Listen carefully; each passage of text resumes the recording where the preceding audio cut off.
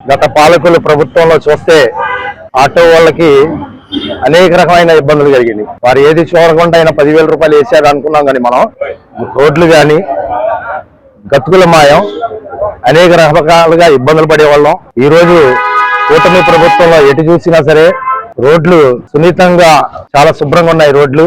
అప్పుల్లో ఆ పాలకుల ప్రభుత్వంలో వారంలో 4 సార్లు మనం బళ్ళు రిపేర్లు చేయించుకునే వాళ్ళం. ఈ రోజు అటువంటి పరిస్థితి లేదు.